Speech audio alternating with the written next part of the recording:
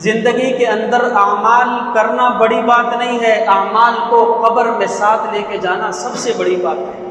من جاء بالحسنۃ فلہ عشر امثالھا، اللہ کہہ رہے ہیں کہ اللہ نے یہ نہیں کہا کہ میرے پاس تم اعمال کر کے آ جاؤ، فرمایا من جاء بالحسنہ، جو میرے پاس نیکی لے کر آئے گا۔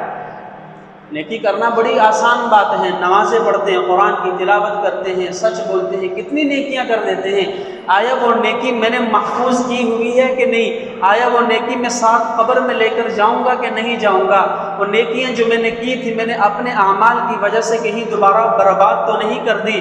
وہ نمازیں جو میں نے پڑھی تھی، ریا کی وجہ سے دوبارہ آگ تو نہیں لگا دی میں نے ان نمازوں کو؟ وہ جو حج اور جو عمرے میں نے کیے تھے، میرے اقوال سے کہیں میں نے اپنی عبادت پر پانی تو نہیں پھیر دیا؟ کسی کے ساتھ بھلائی کی تھی میں نے، وہ بھلائی کرنے کے بعد کچھ الفاظ منہ سے نکالے، اس پر پانی تو نہیں پھیر دیا؟ ہم بڑے ایسے اعمال ہیں جو کرتے ہیں، لیکن بعد میں ایسی حرکتیں کرتے ہیں کہ وہ اعمال ختم ہو جاتے ہیں، یہاں تک کہ مرتے وقت ہمارے پاس کچھ بھی باقی نہیں رہتا۔ تھوڑا بہت جو بچ جاتا ہے وہ بھی قیامت کے دن ہم سے چھین لیا جائے گا، کیونکہ ہمارے اعمال ہی ایسے ہیں۔ کسی کا حق کھایا ہے، بھائی نے بھائی کا حق کھایا ہے، بھائی نے بہن کا حق کھایا ہے، بھائی نے پڑوسی کا حق کھایا ہے، اور رشتہ داروں نے رشتہ داروں کا حق کھایا ہے، کسی کو گالی دی ہے، کسی پر ظلم کیا ہے، جو کچھ نیکیاں ساتھ لے کر جائیں گے وہ بھی ہم سے چھین لی جائیں گے، ہمارے پاس کیا رہ جائے گا؟ تو اللہ کہہ رہے ہیں من جاء بالحسنۃ فلہ عشر امثالھا، نیکی کرنا بڑی بات نہیں ہے، میرے پاس نیکی لے کر آؤ، محفوظ طریقے سے لے کر آؤ تو اس ایک کے بدلے 10 دوں گا۔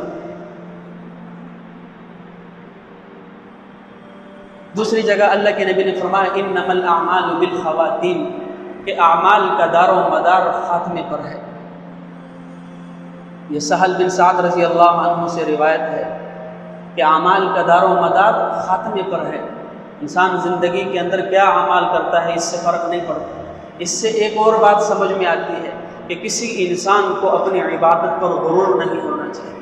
میں نمازی ہوں، میں پرہیزگار ہوں، میں روزے رکھتا ہوں، یہ بے نمازی ہے، یہ چور ہے، یہ جھوٹ بولتا ہے، اس چیز کا انسان کو اعتبار نہیں ہونا چاہیے، اس چیز پر غرور نہیں ہونا چاہیے۔ پتہ نہیں آخری وقت کس کا بہتر ہوتا ہے، جس نے ساری زندگی نمازیں پڑھی وہ بے ایمان دنیا سے چلا جائے، اور جو ساری عمر گناہ کرتا رہا ہو وہ ایمان کے ساتھ دنیا سے چلا جائے، یہ تو کسی کو بھی معلوم نہیں۔ اور یقین جانیے کہ کئی ایسے جنازے ہیں جو ہم نے پڑھے ہوں گے، جو نمازی بھی تھا، جس نے داڑھی بھی رکھی تھی، قرآن کی تلاوت بھی کرتا رہا، اور ہم نے مسلمان سمجھ کر اس کا جنازہ بھی پڑھا ہے، لیکن وہ بے ایمان دنیا سے گیا ہوگا۔ کیوں؟ کہ یہ جو خاتمے کا وقت ہے، یہ اس قدر تکلیف والا وقت ہے، اس قدر شدت والا وقت ہے، اللہ کی قسم کے بڑے بڑے ایمان والوں کو ایمان سے محروم ہو جانا یقین۔ ایمان سے انسان ہاتھ دھو بیٹھتا ہے، کیونکہ جب فرشتہ آتا ہے اور اس سے روح قبض کرتے ہیں تو روح جب جسم سے نکالی جاتی ہے، انسان کو اس قدر اذیت ہوتی ہے کہ ایک طرف تو فرشتے روح کو نکال رہے ہیں، عزرائیل کھڑا ہے، مزید فرشتے کھڑے ہیں، گنہگار ہے انسان، اور وہ چند سیکنڈ کا وقت ہوتا ہے، آخری لمحات ہوتے ہیں، انسان کو دنیا کے بارے میں سوچے اس کا تصور بھی نہیں ہے۔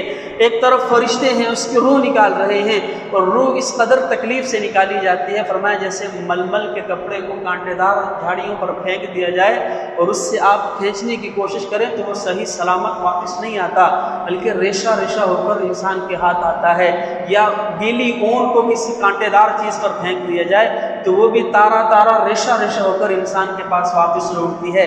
ایسے ہی انسان کے جو جسم کے اندر جو رگیں ہیں، جو مسل ہیں، وہ اسی طریقے سے ٹکڑے ٹکڑے پھٹ پھٹ جاتے ہیں جب انسان کی روح نکالی جاتی ہے، کہ انسان کو تکلیف ہوتی ہے۔ دوسری طرف اس وقت شیطان حاضر ہو جاتا ہے۔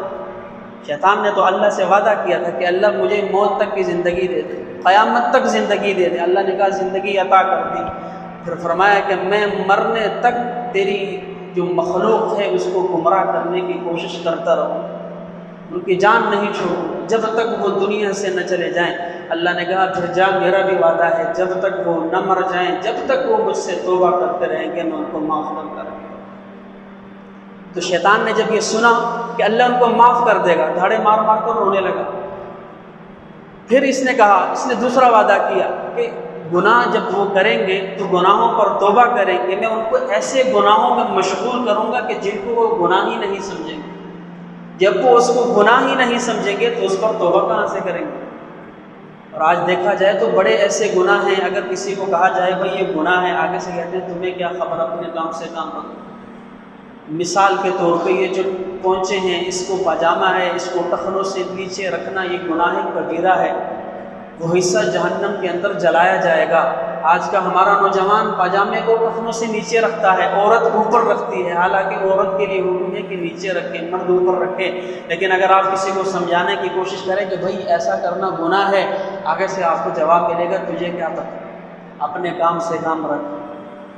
کیونکہ وہ انسان اس کو گناہ ہی نہیں سمجھ رہا۔ جب گناہ نہیں سمجھے گا تو اس پر توبہ کہاں سے کرے؟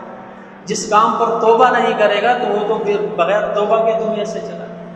تو فرمایا کہ شیطان پاس آتا ہے، حاضر ہو جاتا ہے اور اس سے کہتا ہے کہ میں تجھے اس تکلیف سے نجات دلا سکتا ہوں، اللہ کی توحید سے انکار کر دے، تجھے اس اذیت سے تیری جان چھڑا دو۔ انسان بڑا کمزور ہے، بڑا بے بس ہے۔ آپ نے دنیا کے اندر مشاہدہ کیا ہوگا، ہم چھوٹی چھوٹی لالچ اور غرض کی وجہ سے اپنے ایمان کا سودا کر بیٹھتے ہیں۔ اولاد نہیں ہو رہی، اللہ کی ذات کو چھوڑ کر کسی اور طرف ہمارا دھیان اور ہماری توجہ اور ہمارا عقیدہ چلا جاتا ہے۔ انسان پر مصائب آ جائیں، وہ اللہ کے دھر کو چھوڑ کر کسی اور دھر پہ چلا جاتا ہے۔ انسان کے گھر کوئی غم اور کوئی پریشانی آ جائے تو وہ اللہ کے دھر کو چھوڑ کر کسی اور دھر پہ چلا جاتا ہے۔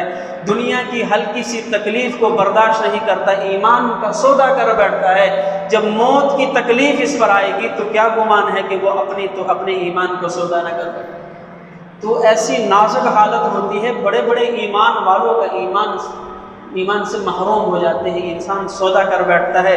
ادھر یہ کہتا ہے کہ ٹھیک ہے میں اللہ کی وحدانیت سے انکار کرتا ہوں، مجھے تکلیف سے نجات دے، میری جان چھڑا، ادھر یہ الفاظ نکلتے ہیں، ادھر فرشتے روح قبض کر لیتے ہیں۔ ساری زندگی عبادت کرنے والا بے ایمان دنیا سے چلا جاتا ہے۔ خاتمے کا بڑا اہم کردار ہے، اللہ سے ہر وقت دعا کرتے رہا کریں کہ اللہ خاتمہ بالایمان نصیب فرما۔ خاتمہ بالایمان نصیب ہو گیا تو آخرت میں اگر اللہ نے سزا مقرر بھی کر دی تو یہ امید تو ہے کہ ایک نہ ایک دن جنت کے اندر چلے جائیں، اور اگر خاتمہ ایمان کے ساتھ نہ ہوا، ساری زندگی عیش و عشرت کے ساتھ گزاری ہو، ہمیشہ کے لیے جنت سے محروم ہو جائے۔ تو انسان آخری وقت کے اندر ایمان سے محروم ہو جاتا ہے، کیوں؟ موت کی شدت اس قدر سخت ہے۔ عیسیٰ علیہ السلام کو اللہ نے معجزہ دیا تھا، مردوں کو زندہ کیا کرتے تھے۔ تو لوگوں نے کہا کہ آپ مردوں کو زندہ کرتے ہیں اور جو مرے ہوئے ہوں، جلدی مرے ہوئے ہوں، آپ ان کو زندہ کرتے ہیں، ممکن ہے کہ وہ مرے ہی نہ ہو، ایسا کریں کہ کسی پرانی قبر پر جا کر کسی پرانے مردہ کو زندہ کریں تو ہم مانیں۔ عیسیٰ علیہ السلام آئے، سام بن نوح کی قبر پہ کھڑے ہوئے اور کہا قم بإذن اللہ کے حکم سے کھڑے ہو جاؤ۔ جب وہ زندہ ہوئے تو ان کی داڑھی کے بال سفید ہو چکے، تو فرمایا کہ تمہارے وقت میں تو بڑھاپا نہیں تھا، یہ تمہارے بال کیسے سفید ہو گئے؟ وہ کہنے لگے اللہ کے رسول آپ سچ کہہ رہے ہیں، بڑھاپا نہیں تھا۔ جب آپ نے آواز دی کہ اللہ کے حکم سے کھڑے ہو جاؤ، مجھے اس قدر خوف ہوا کہ شاید قیامت برپا ہو چکی ہے۔ اس ڈر اور خوف اور ہیبت کی وجہ سے میرے بال سفید ہو گئے۔ فرمایا یہ بتاؤ کہ تمہیں کتنا عرصہ ہو گیا مرے ہوئے؟ کہا مجھے 4000 سال گزر گئے ہیں مرے ہوئے۔ تو کیسے پایا؟ فرمایا کہ ابھی تک موت کے وقت کی جو شدت اور تکلیف تھی، ابھی تک میں اس کا اثر محسوس کر رہا ہوں۔ پھر وہ کہنے لگے کہ انسان جب مر جاتا ہے تو اس پر واپسی زندگی کو پیش کیا جاتا ہے، دنیا کی زندگی، تو وہ موت کی تکلیف کی وجہ سے جو اس کو موت کے وقت ہوتی ہے، واپسی آنے سے انکار کر دیتا ہے۔ آزمانے کے لیے انسان کو دوبارہ کی زندگی اس کے سامنے پیش کی جاتی ہے، تو وہ جو موت کے وقت اس کو تکلیف پہنچائی گئی تھی، جب وہ تکلیف اس کو یاد آتی ہے کہ دوبارہ پھر مرنا پڑے گا، پھر اتنی تکلیف ہوگی، وہ اس زندگی سے انکار کر دیتا ہے۔ فرمایا کہ صرف شہید ایسے لوگ ہیں کہ وہ ان کی دوبارہ خواہش ہوتی ہے کہ ہم دنیا کے اندر چلے جائیں، کیونکہ شہید جب مرتا ہے اس کو موت کی تکلیف محسوس نہیں۔ جو کچھ سنا گیا اللہ اس پر عمل کرنے والا اور آگے لوگوں تک پہنچانے والا بنائے۔ مزید اصلاحی بیانات کے لیے ہمارا یوٹیوب چینل ایمان و یقین کو سبسکرائب